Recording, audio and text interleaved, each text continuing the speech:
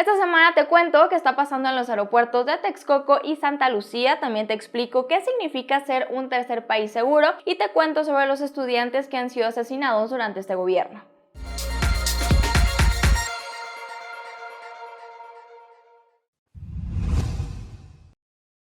Construir un nuevo aeropuerto internacional para resolver la saturación del Benito Juárez es una promesa que se le debe a la Ciudad de México desde hace más de una década. En el sexenio pasado arrancó la construcción del Naim, pero tras el triunfo de AMLO y el resultado de su primera consulta popular, se suspendió Texcoco y se decidió construir el aeropuerto en Santa Lucía con la promesa de que sería más barato e iniciaría operaciones en 2 años. Sin embargo, las malas gestiones en ambos proyectos podrían dejarnos como el perro de las dos tortas, con 2 obras incompletas, pero ningún aeropuerto de verdad. Verás, para asegurar de que a nadie se le ocurría revivir el proyecto de Texcoco, la administración de AMLO dio luz verde a la recuperación de lo que fue el lago y ordenó inundar la losa de cimentación donde se encuentran los trabajos. Esto con el fin de convertir el espacio en el parque urbano más grande del mundo, con más de 143 hectáreas, y que por cierto costaría 1.600 millones de pesos adicionales a los 1.800 millones de dólares que se pagaron por la recompra de los bonos. Mientras tanto, el colectivo No Más Derroches interpuso amparos para frenar la destrucción y consiguió que un tribunal colegiado de circuito ordenara a las autoridades federales conservar las obras. Pero ojo, la suspensión es provisional solo mientras se resuelven los procesos, además de que la UNAM confirmó que el aeropuerto se está hundiendo. Pero eso en teoría no debería ser un problema porque tenemos Santa Lucía, ¿no? Pues no, resulta que el juez de paso también ordenó suspender los trabajos en Santa Lucía hasta que el gobierno federal acredite que tiene todos los estudios de seguridad en regla. Y esta no es la primera vez que pasa algo así. De hecho, es la 4ª orden que existe para frenar la construcción del aeropuerto en la base militar. Las otras 3 obligan a las autoridades a detener las labores hasta que se cuente con los permisos ambientales competentes y una de ellas además pide suspender cualquier obra hasta que se obtenga la autorización del Instituto Nacional de Antropología e Historia. Sobre esto, el presidente Andrés Manuel cree que se trata de una estrategia política que será fácil de superar porque ya hasta si se tienen identificados a quienes están frenando el proyecto. Pero en la práctica, el me canso ganso no vence a la orden de un juez. Y mientras no haya estudios, no habrá obra y por lo tanto no tendremos aeropuerto. Ahora pensarás, bueno, solo es necesario tener los permisos, ¿no? Sí, pero no es tan sencillo, ya que algunos expertos señalan que obtenerlos podría tomar hasta 10 años. Por eso, de momento es casi imposible que AMLO cumpla su promesa de tener un nuevo aeropuerto funcionando en 2 años. Y mientras el Benito Juárez se satura y deteriora cada vez más, la pregunta clave es, ¿durante este sexenio se concluirá la construcción de algún aeropuerto? Desde que México y Estados Unidos firmaron el acuerdo migratorio para evitar la imposición de aranceles, hemos estado inmersos en una guerra de declaraciones sobre qué se aprobó en realidad. Por un lado, Donald Trump afirma que hay una parte secreta del acuerdo y que esto tiene que ver con que México sea un tercer país seguro. Y por otro, Marcelo Ebrard asegura que no hay nada que se haya ocultado y que México jamás aceptó ni aceptará ser ese tercer país. Pero más allá de quien dice la verdad, ¿sabes a qué se refieren con ese término y por qué es tan importante? Te explico. El término de tercer país seguro surgió en la Convención sobre el Estatuto de los Refugiados que se firmó en Ginebra en 1951. Básicamente implica que cuando una persona abandona su país para solicitar asilo en otro, este segundo país pueda negarse a recibirlo y remitirlo a un tercero que puede darle las mismas atenciones. Y te preguntarás, ¿no es eso lo que estamos haciendo al acoger a los migrantes que están en trámites de asilo en Estados Unidos? No, porque no basta con tener buena voluntad para ser considerado un tercer país seguro. Según la Convención, hay unas condiciones mínimas que cumplir, como garantizar que los solicitantes de asilo no van a ser remitidos a su país de origen, asegurar el derecho a la vivienda, seguridad social, servicios médicos, empleo y educación, permitirles la reunificación familiar y que los migrantes tengan un vínculo cercano con ese tercer país, como el idioma. Ahora, ¿por qué Trump insiste tanto en que México acepte estas condiciones?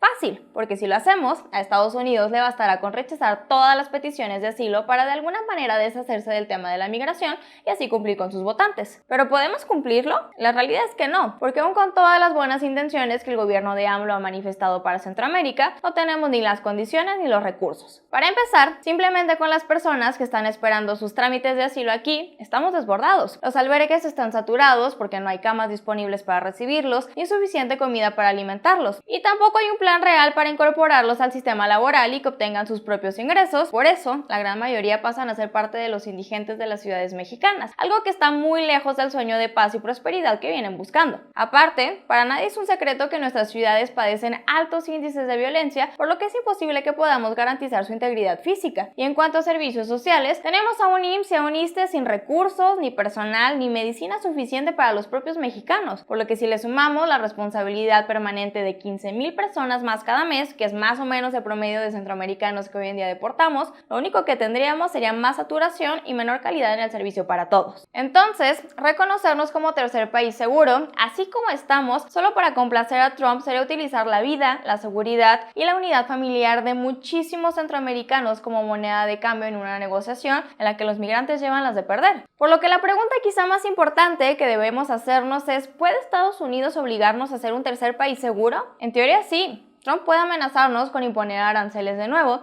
o puede de una forma más sutil prolongar los trámites de asilo para dejar a los inmigrantes mucho más tiempo aquí, que es más o menos lo que ha estado haciendo al mantener tasas de rechazo de entre el 80 y 85%. Pero seamos honestos, a la larga, el objetivo, que es reducir el flujo migratorio al otorgarles un buen lugar donde quedarse, no se cumpliría, pues si están tan mal aquí como en sus países de origen, seguirán intentando alcanzar el sueño americano por la vía legal o ilegal.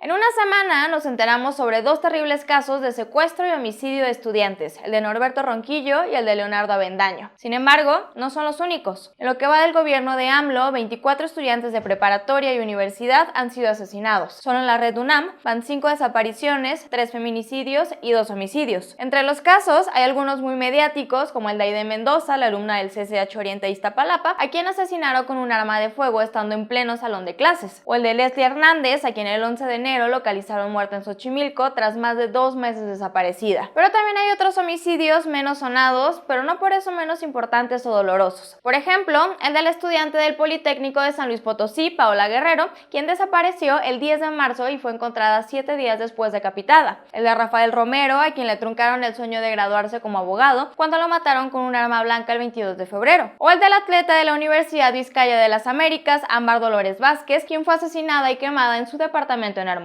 Asimismo, en la lista de casos hay algunos que murieron víctimas de la violencia en lugares donde supuestamente estaban seguros. Por ejemplo, a Nayeli y Noemí la mataron a balazos en un pasillo de la Universidad Autónoma de Zacatecas, donde estudiaba Derecho. A Ingrid Guevara, estudiante de psicología, la asesinaron en su casa. El alumno de bachillerato, Alexis Flores, murió en un asalto de autobús en la México Pachuca. A Nicole Nacer, quien estudiaba paramédico veterinario, le dispararon en el pecho unos sujetos que entraron a la estética donde trabajaba. A Mosiel, un alumno de la Autónoma de Guerrero, lo asesinaron afuera de una casa de estudiantes en Chilpancingo. Aldair, un alumno de Derecho, fue asesinado a balazos cuando salía del Tribunal de Atención Jurídica Integral, donde realizaba prácticas profesionales. Y Raúl Torres murió a balazos cuando iba entrando a su casa en la colonia Morelos, en la Ciudad de México. En cuanto a secuestros, el caso más sonado fue el de Norberto, pero a Juan David, de la Universidad Tecnológica del Centro de Veracruz y atleta del Grupo Galápagos, también lo privaron de su libertad el jueves 23 de mayo y 4 días después encontraron su cuerpo en un lote baldío en Córdoba. Además, hay casos en los que los estudiantes fueron víctimas de las autoridades que tenían que protegerlos, como el de Alan Fernando Montoya, de 20 años de edad, que cursaba mecatrónica en el Tecnológico de Tlalnepantla. A él y a uno de sus amigos los detuvieron sin motivo policías de Cuautitlán Izcalli en la autopista México-Querétaro